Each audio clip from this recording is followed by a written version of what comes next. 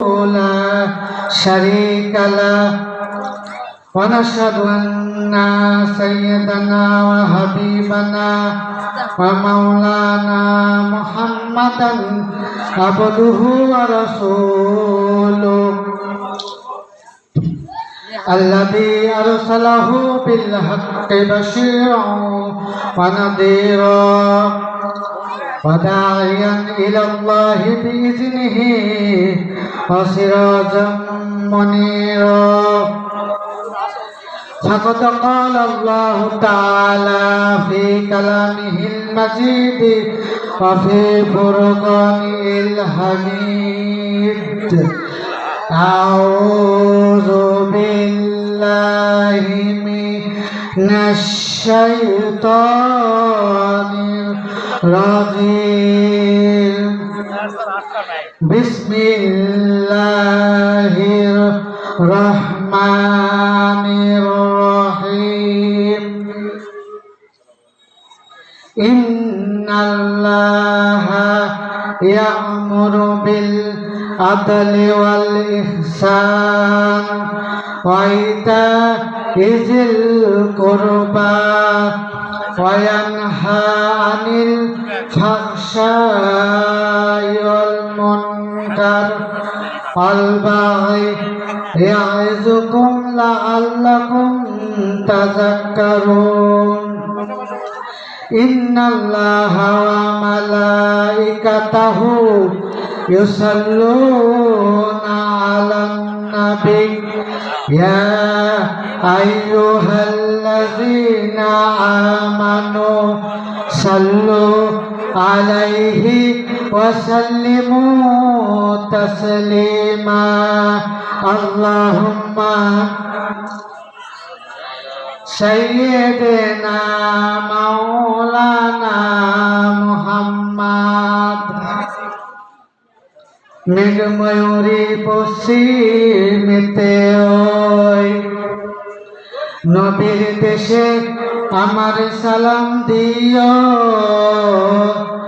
রওজা জিয়ারতের আশায় পিয়াসী অন্তর প্রিয় নবী ঘুমাই নিরন্তর আল্লাহুম্মা আলহামদুলিল্লাহ।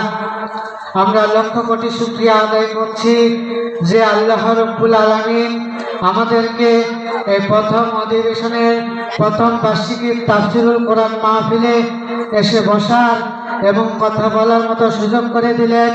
সে আল্লাহ রাব্বুল আলামিনের দরবারে শুকরিয়া আদায় করছি, সকলে বলছি আলহামদুলিল্লাহ। লক্ষ কোটি দরুদ আর সালাম প্রেরিত হোক বিশ্ব নবী জনাবে মুহাম্মদুর রাসূলুল্লাহ সাল্লাল্লাহু আলাইহি ওয়াসাল্লামের উপর। আমরা সকলেই বলছি সাল্লাল্লাহু আলাইহি ওয়াসাল্লাম। আমি কোরআনুল কারীম থেকে সূরা আন-নাহলের 90 নম্বর আয়াতুল কালিমা তেলাওয়াত করেছি। যে আয়াতের অর্থ হচ্ছে আল্লাহ তাআলা বলেন, অবশ্যই ন্যায়পরায়ণতা, সদাচরণ, শিষ্টাচার ও আত্মীয় স্বজনকে দানের নির্দেশ দেন এবং তিনি অশ্লীলতা, অসৎ কাজ হতে বিরত থাকার জন্য উপদেশ দেন, যাতে করে তোমরা শিক্ষা গ্রহণ করতে পারো। যারা ইহসান বা আদল করে আল্লাহ তাআলা তাদেরকে হেদায়েতের পথ দেখায় দেন। এটা হচ্ছে আয়াতের শাব্দিক তর্জমা। আদল বা ইহসান তিনটা জিনিসকে বলা হয়। একটা হচ্ছে আল্লাহর প্রতি আদল, 2 নম্বর হচ্ছে মানুষের প্রতি আদল, 3 নম্বর হচ্ছে প্রাণীকুল তথা জীবের প্রতি আদল। আল্লাহ তাআলার প্রতি আদল কি? আল্লাহ তাআলার প্রতি আদল হচ্ছে আল্লাহ রাব্বুল আলামিন আমাদেরকে আসমানের আর রূহের জগতে আমাদেরকে যেটা ওয়াদা করে নিয়েছিলেন, আল্লাহ তাআলা আমাদেরকে বলেছিলেন, আনাস্তু মির রাব্বিকুম, আমি কি তোমাদের রব নয়, আমি কি তোমাদের প্রভু নয়? আমরা বলেছিলাম হয় না। কেন নয়? অবশ্যই তুমি আমাদের রব, তুমি আমাদের মালিক।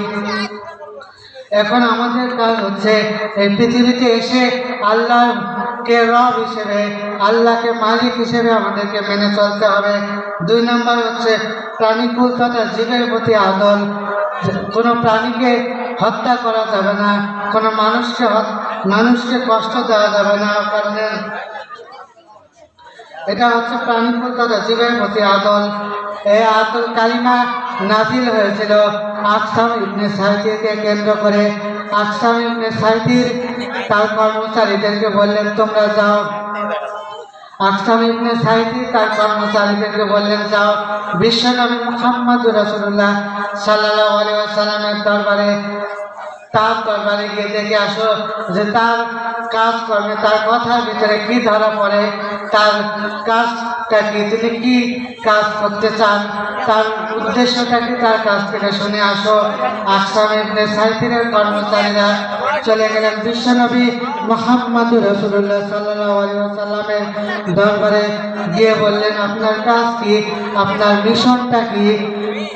তখন মুহাম্মদ সাল্লাল্লাহু আলাইহি ওয়াসাল্লাম বললেন, মুহাম্মদ সাল্লাল্লাহু আলাইহি ওয়াসাল্লাম সূরা আন-নাহলের 90 নম্বর আয়াত তেলাওয়াত করে শোনালেন। সূরা আন-নাহলের 90 নম্বর আয়াতুল কালিমা শুনে আকসাম ইবনে সাইদের কর্মচারীরা ইসলাম কবুল করল, মুসলমান হয়ে গেলেন। আকসাম ইবনে সাইদের কর্মচারীরা আকসাম ইবনে সাইদের কাছে গেলেন, গিয়ে বললেন, যখন গেলেন আকসাম ইবনে সাইদের কাছে, আকসাম ইবনে সাইদ বললেন তোমরা মুহাম্মদ সাল্লাল্লাহু আলাইহি ওয়াসাল্লামের কাছে কি পেলে, তার মিশনটা কি জানতে পারলে।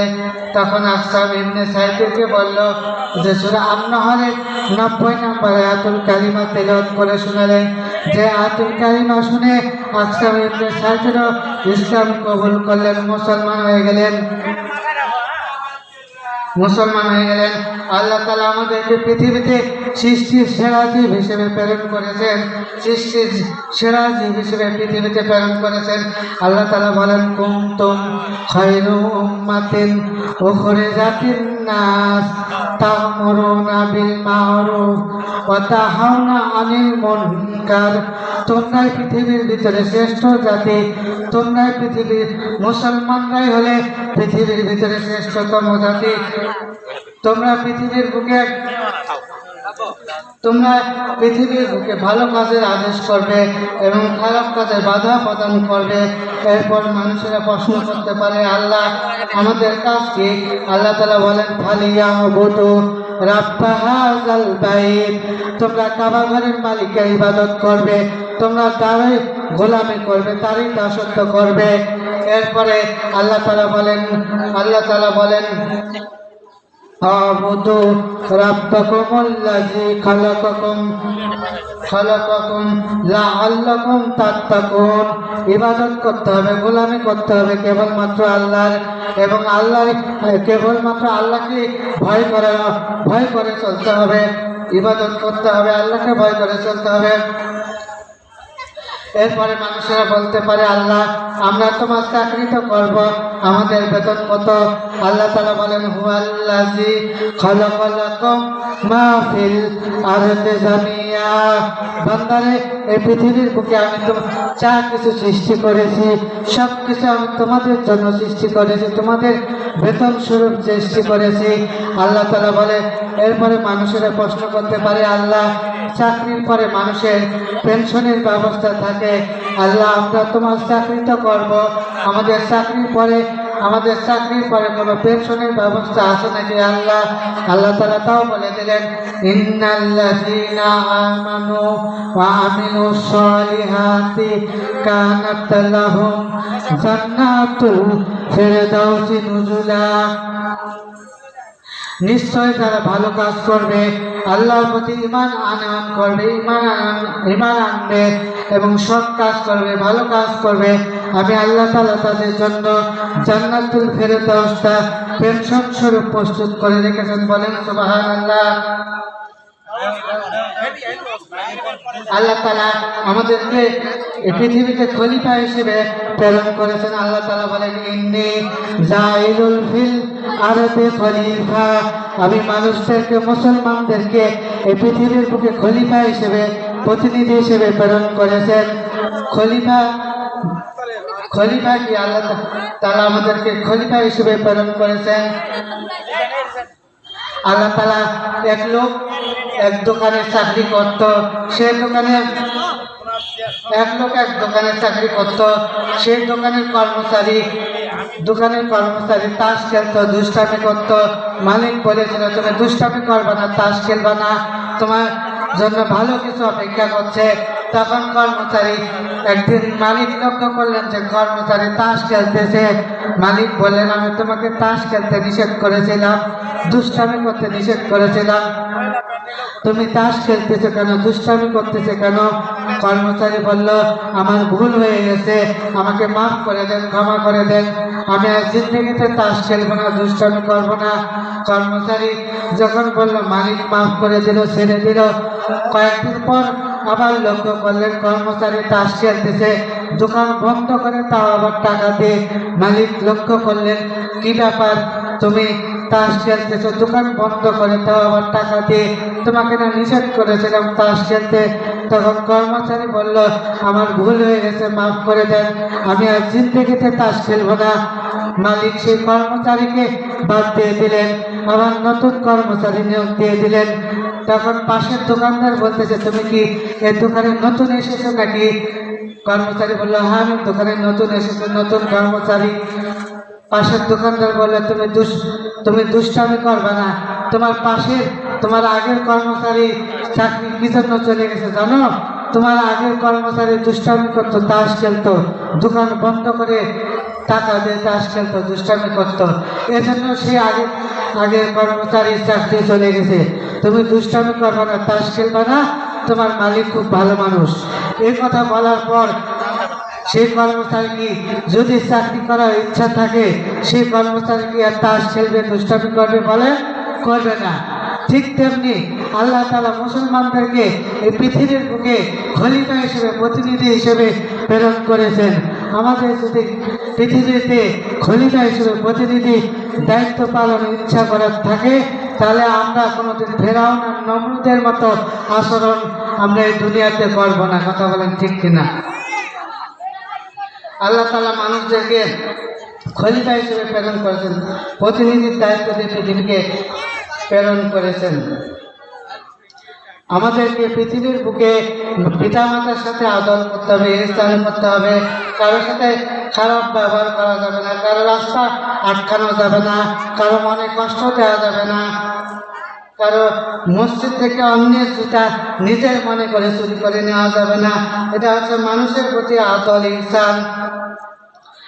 আল্লাহ তাআলা রুহের জগতে আমরা যা আল্লাহর প্রতি, আল্লাহর সাথে ওয়াদা করে এসেছি, আমরা দুনিয়াতে এসে মেনে চলবো, এটাই হচ্ছে আল্লাহর প্রতি আদর।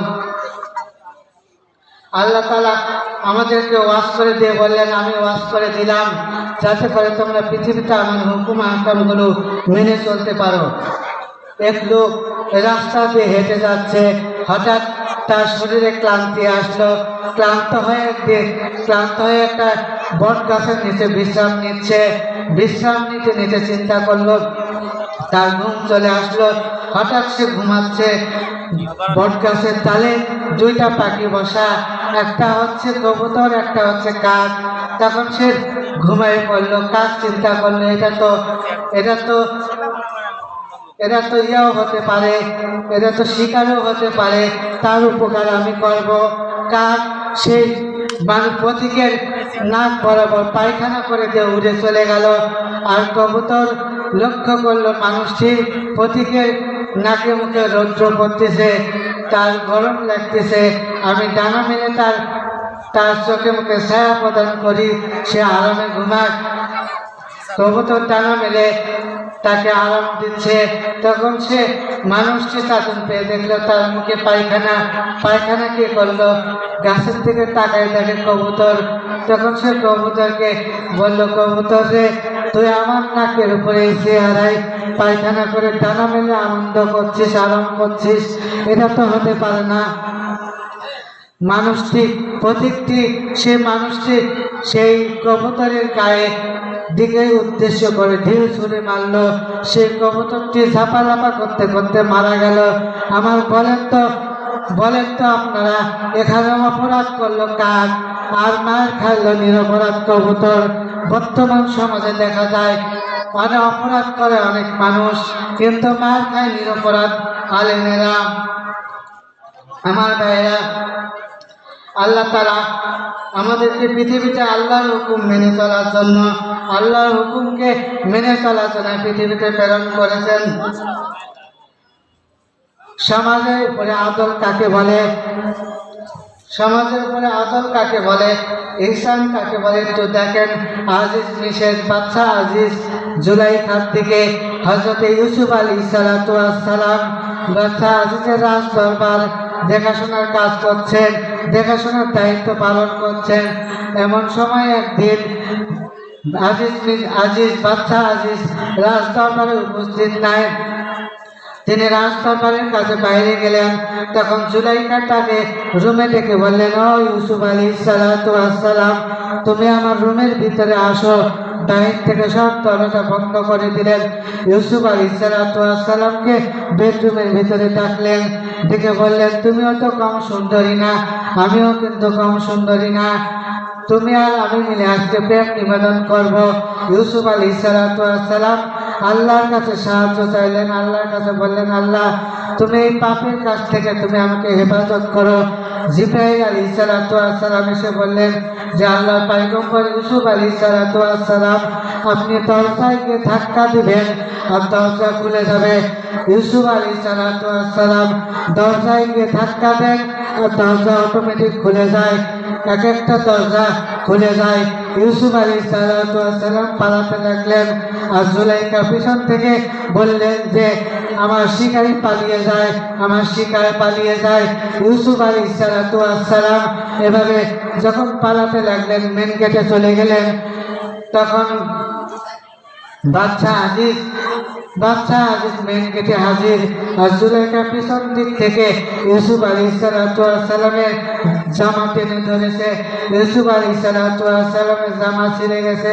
ইউসুফ আলাইহিস সালাতু ওয়াস সালামকে যখন মেন গেটে বের হলেন, তখন বাচ্চা আজিজ বললেন, জুলাইখা তোমার এই অবস্থা কেন, তোমার এই অবস্থা কে করলো? জুলাইখা বলল যে দেখো বাচ্চা আজিজ, তোমার অনুপস্থিতিতে তোমার বিশ্বস্ত কর্মচারী ইউসুফ আলাইহিস সালাতু ওয়াস সালাম আমাকে ধর্ষণ করার জন্য চেষ্টা করেছে। ইউসুফ আলাইহিস সালাম বললেন, আমি আপনার স্ত্রী জুলাইখার দিকে ধর্ষণ করা তো দূরের কথা, কখনো খারাপ নজরেও তাকাই নাই। ইউসুফ আলাইহিস সালাতু ওয়াস সালামের কথা শুনে বাচ্চা আজিজ চলে গেলেন শিশু বাচ্চার কাছে, গিয়ে বললেন, একজন মহিলা ধর্ষণের দাবিদার আর ইউসুফ আলাইহিস সালাম নিজেকে নির্দোষ দাবি করে, এখন আমি কি করব? শিশু বাচ্চাটি বলে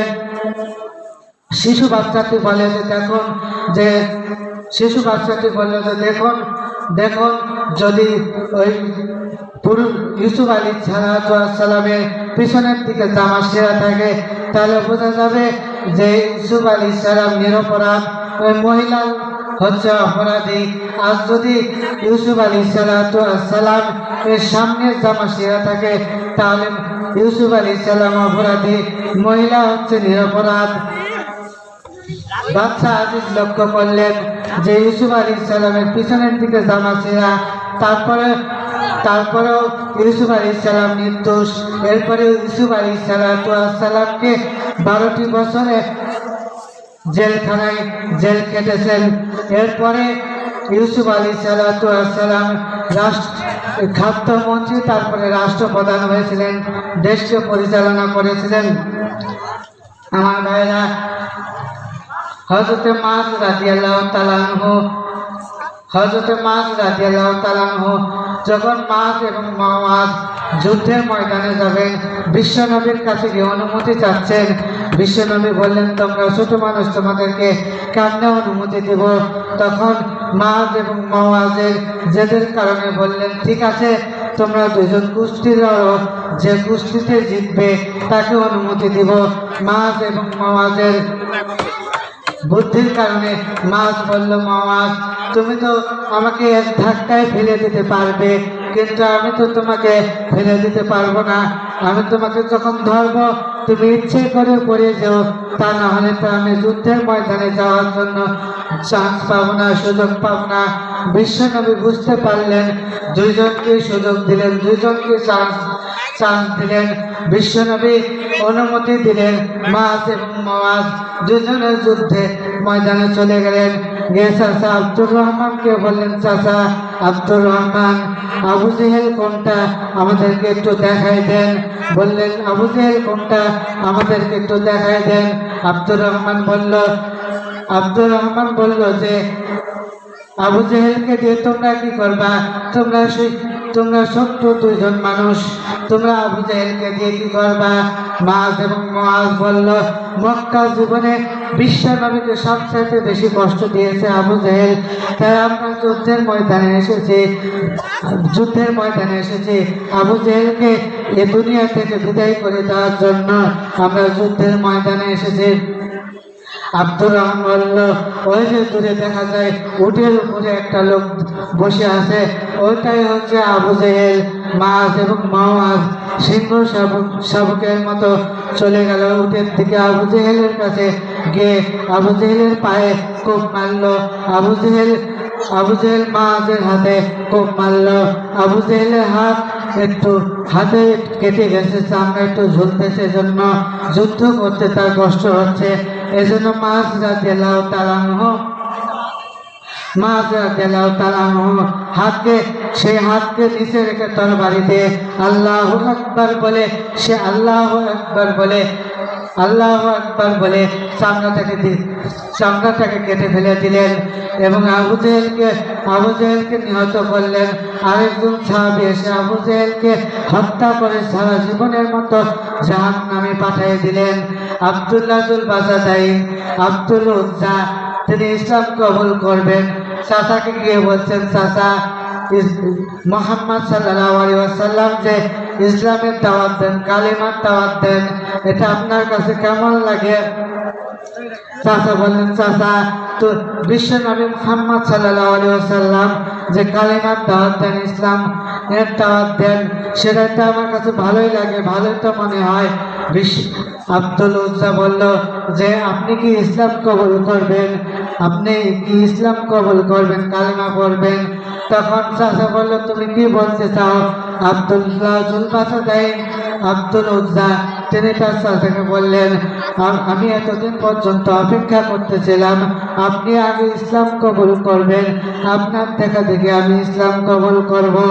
আব্দুল উজ্জা বলল, চাচা বলল যে দেখো, আমি আমার বাপ দাদার ধর্ম বাদ দিয়ে ইসলাম কবুল করতে পারবো না, কালিমা পড়বো না। আব্দুল উজ্জা বলল যে আপনি যখন ইসলাম কবুল করলেন না, আর ইসলাম যখন কবুল করবেন না বলে ঘোষণা দিয়ে দিলেন, আমি আপনার সাথে সামনে পড়ে নিলাম, লা ইলাহা ইল্লাল্লাহু মুহাম্মাদুর রাসূলুল্লাহ। চাচা বলল যে আব্দুল উজ্জা তুমি কে পরিণাম জানো? আব্দুল উজ্জা বলল, না জানি না। তখন চাচা বলল যে আব্দুল উজ্জা আমি তোমাকে যা কিছু দিয়েছি, বাড়ি ঘর দিয়েছি, উট বাড়ি ঘর, যা কিছু জমি জমা তা দিয়েছি, সবকিছু আমার দেওয়া, সবকিছু ফেরত দিতে হবে। আব্দুল উজ্জা বললেন, তা তো রাজি আছে, সব ফেরত দিয়ে দিলাম। চাচা বলল, আব্দুল উজ্জা শুধু ফেরত দিলে হবে না, তোমার গায়ের যে জামা কাপড় আছে সেটাও আমার টাকা দেয় কিনা, সেই জামাটাও তোমাকে ফেরত দিতে হবে। আব্দুল উজ্জা খুলে ফেরত দিয়ে দিলেন। ওই অবস্থায় আব্দুল উজ্জা চলে গেলেন মায়ের কাছে। মা বলল, আব্দুল উজ্জা তোমার এই অবস্থা কেন? বলল, আব্দুল উজ্জা আমি ইসলাম কবুল করেছি, সেই কারণে চাচা আমার কাছ থেকে সবকিছু ছিনিয়ে নিয়েছে, আমাকে বাড়ি থেকে বের করে দিয়েছে। মা বলল, আমার কাছে কি চাও? আমি তো তোমাকে কিছুই দিতে পারবো না। আব্দুল উজ্জা বলল, তুমি আমাকে একটা কম্বল দাও বা একটা চাদর দাও, সেটা আমি পরে বিশ্ব নবীর দরবারে যাব। কম্বল দিলেন। সেই কম্বলকে দ্বিখণ্ডিত করে একটা লজ্জাস্থান হেফাজত করলেন, একটা গায়ে পড়লেন, পরে চলে গেলেন বিশ্ব নবীর কাছে। বিশ্বনবী তাকে জিজ্ঞাসা করলেন যে তুমি কে? তোমার এই অবস্থা কেন? বললেন, আমি ইসলাম কবুল করেছি। চাচার বাড়িতে লালিত পালিত হচ্ছিলাম, চাচা আমাকে বাড়ি থেকে বের করে দিয়েছে, সব কিছু ছিনিয়ে নিয়েছে ইসলাম কবুল করার কারণে। তখন আব্দুল উজ্জা বলল,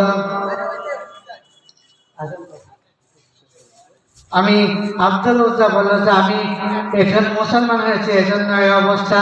বিশ্বনবী বললেন, আব্দুল উজ্জা কালেমা পাঠ করেন এবং জোরে জোরে চিল্লায় চিল্লায় ইসলাম কবুল করেন। সবাই অভিযোগ করলো, হুজুর যে বিশ্বনবী আব্দুল উজ্জা জোরে জোরে চিল্লায় চিল্লায় কোরআন তেলাওয়াত করে। তখন বলল যে তাকে চিল্লাইতে দাও, কারণ তার ইমান বড় দামির ইমান হয়েছে। ইসলাম কবুল করার কারণে সে কিছুই আনতে পারে নাই, তার কাছ থেকে সব কিছু ছিনিয়ে নিয়েছে। আমি আমার আলোচনা এখানেই সমাপ্তি ঘোষণা করছি। আমি আপনাদের সকলের কাছে দোয়া চেয়ে আমি আমার আলোচনা এখানে শেষ করছি। আসসালামু আলাইকুম ওয়া রাহমাতুল্লাহি তাআলা ওয়া বারাকাতুহু।